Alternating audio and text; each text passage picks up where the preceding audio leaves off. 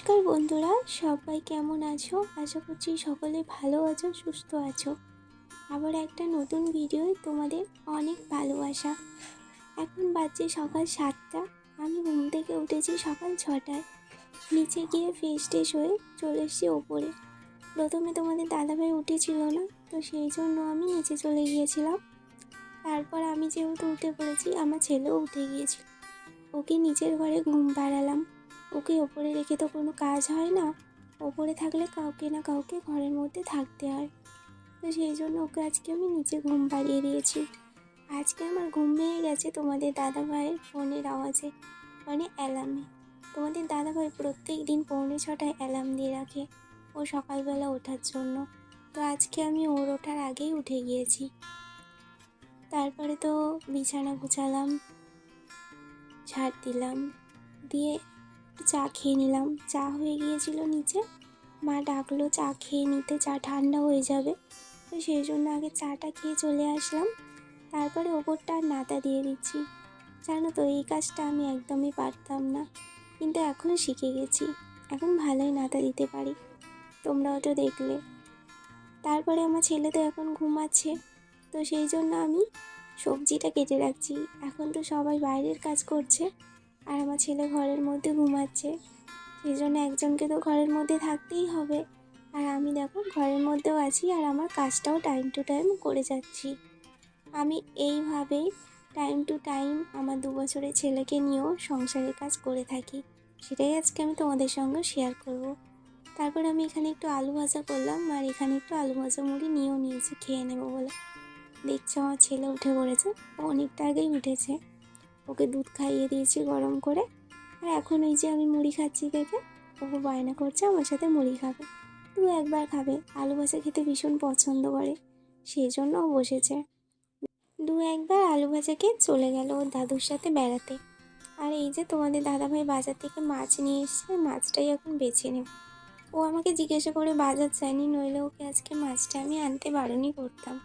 কারণ আজকে আমাদের বাড়িতে খিচুড়ি হবে, মাছটা সেই জন্য আজকে আর হবে না। আজকে রুটিনটা একটু চেঞ্জ করে দিলাম। সকাল সকাল ঘুম থেকে উঠেছি পুরো 6টার সময়। তোমাদের দাদাভাই অ্যালার্ম দেওয়া থাকে, ওই অ্যালার্মেই আমি আজকে উঠে গেছি। তো যেহেতু সকাল সকাল উঠেছি, কাজগুলো একটু তাড়াতাড়ি হবে। আর আজকে আমি ভেবে নিয়েছি আগে হচ্ছে রান্না করব, তারপরে স্নান করব। দেখি মানে কতটা তাড়াতাড়ি হচ্ছে। আর এই শীত পড়ে গেছে, প্রচণ্ড ঠান্ডা। এই ঠান্ডার মধ্যে কি মনে হচ্ছে বলো তো, বেশি একটু বেলা রোদ উঠলে তারপরে স্নান করবো, এটাই মনে হচ্ছে। যদিও বা আমাদের বাড়িতে সেরকম একটা রোদ নেই, এই ওপরটা একটুখানি রোদ, আর নিচেতে একদম রোদ নেই। চলো তোমার সাথে বক বক পরে করবো, কারণ কথা বলতে গেলে আর কাজ হবে না। তো চলো আমি কাজটা সেরে নিই। কাজ সেরে নিই বলতে রান্নাটা বসিয়ে দিই। আমার সবজি টবজি সমস্ত কিছু কাটা হয়ে গেছে, রেখুন মতো খেয়েও নিলাম। তো চলো রান্নাটা করি, তারপর তোমাদের সাথে আবার কথা হচ্ছে। এই যে এখানে রান্না বসিয়ে দিয়েছি। সবার প্রথমে বেগুনটা ভেজে নিচ্ছি। বেগুন ভাজা খেতে না আমার ভীষণ ভালো লাগে, তোমাদের কার কার ভালো লাগে জানিও। আর খিচুড়ি হবে, বেগুন ভাজা হবে না, এটা তো একদম হয়ই না। বেগুন ভাজা খিচুড়ি দিয়ে আমার খেতে বেশ ভালো লাগে, তো সেই জন্য একটু বেগুন ভাজি। আর এখানে ডাল চাল কিছু সবজি দিয়ে দিয়েছি, আরও কিছু সবজি দেব। এটা একটু সেদ্ধ হতে দেরি হয় বলে এটা আগে দিয়ে দিয়েছি। আর এখানে আমার বেগুনগুলো ভাজা হয়ে গেছে, ওগুলো তুলে নেব। তারপরে এখানে খিচুড়িতে মশলাটা কষাচ্ছি। এর মধ্যে আছে তেজপাতা, শুকনো লঙ্কা, পেঁয়াজ, আদা, রসুন, জিরে বাটা, টমেটো, লঙ্কার গুঁড়ো, হলুদের গুঁড়ো দিয়ে ভালো করে একটা মশলা কষিয়ে নিয়েছি। এখানে দেখো আমার ভালো করে চালটা আর সবজিগুলো সেদ্ধ হয়ে গেছে। এবার আমি একটু একটু করে এর মধ্যে মশলাটা মিশিয়ে দেব। আর এর আগে আমি একটু লবণ দিয়েছিলাম খিচুড়িতে, দেখতেই পাচ্ছ কালারটা কিন্তু খুব সুন্দর এসেছে। এর মধ্যে একটু পালং শাকও দিয়েছি, ফুলকপি, আলু, গাজর, মটরশুঁটি সব কিছু দিয়ে। শীতের সময় তো অনেক নানান ধরনের সবজি পাওয়া যায় না, আর ওইটা দিয়ে খিচুড়ি খেতে খুব ভালো লাগে। সবার শেষে আমি মাছটা ভাজছি। আসলে আমাদের এখানে খিচুড়ি দিয়ে মাছ রান্না হয় না, সেই জন্য। এক্ষুনি মাত্র স্নান করলাম, এখন কটা বাজছে বলো তো, 12:30। রান্না প্রায় কমপ্লিট। কেন বলছি, এখন একটা মানে করতে বাকি আছে, পাঁপড়টা ভাজবো। আর পাঁপড়টা কি বলো তো, একটু গরম গরম ভাজা হলে তাহলেই তবেই ভালো লাগে। আর খিচুড়ি হচ্ছে পাঁপড় ভাজবো না, এটা তো হতেই পারে না। খিচুড়ির সাথে মাস্ট পাঁপড় ভাজা খুব ভালো লাগে বলো। আমার তো ভীষণ ভালো লাগে, তার সাথে চাটনিটাও ভালো লাগে। চাটনি আর করিনি, কারণ টক করেছি, সেই জন্য আর চাটনি করিনি। আর ছেলেকেও খাওয়াতে হবে। তো চলো নিচে যাই। তো দেখো এইখানে আমি বাবুকে খাইয়ে আমিও খেতে বসে গেছি। পাঁপড়টা মাই ভেজে দিয়েছে, অনেকটা দেরি হয়ে গেছিলো তো বাবুকে খাওয়ানোর জন্য, সেই জন্য আমি ওকে খাইয়ে দিলাম আর মা পাঁপড়টা ভেজে দিল। আজকের মেনু খিচুড়ি, বেগুন ভাজা, পাঁপড় ভাজা, তার সাথে আছে এই টক। রোদ্দুরটা থেকে ঘরে ঢুকতে একদম ভালো লাগছে না, মানে ইচ্ছেই করছে না, কারণ এই রোদ্দুরটা গায়ে লাগছে না, মজাই লাগছে। আর ঘরের ভেতরে ঢুকছি তো প্রচণ্ড ঠান্ডা, আর খাওয়া হয়েছে, খাওয়ার পর আরোই ঠান্ডা লাগছে। আর আজকে তো খিচুড়ি করেছিলাম, আমার ছেলে খেলো না, বলছে ওই খাবার তো আমি খাই না, ও খিচুড়ি খেতে পছন্দ করে না, তো একটুকু খেলো না, অর্ধেকটা পাঁপড় ভাজা খেলো, ওর খাওয়া হয়ে গেলো। ও আর কিছু খাবো না, বিকালবেলা উঠলে একটু ফল দেবো।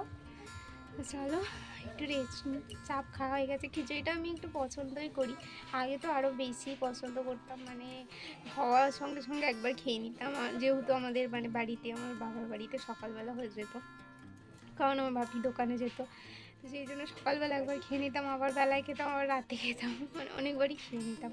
কিন্তু এখন অতটাও খেতে ভালো লাগে না, এই দুপুরে একবার খাই আর রাত্রে একবার খাই ব্যাস। তো চলো তোমাদের সাথে আবার পরে কথা হবে, এখন একটু রেস্ট নিই। এই যে সন্ধেবেলা তোমাদের দাদাভাই নিয়ে এসে চপ, এখন চা খাবো আর একটু মুড়িও নিয়ে নিয়েছি, খেয়ে নেবো এটা দিয়ে।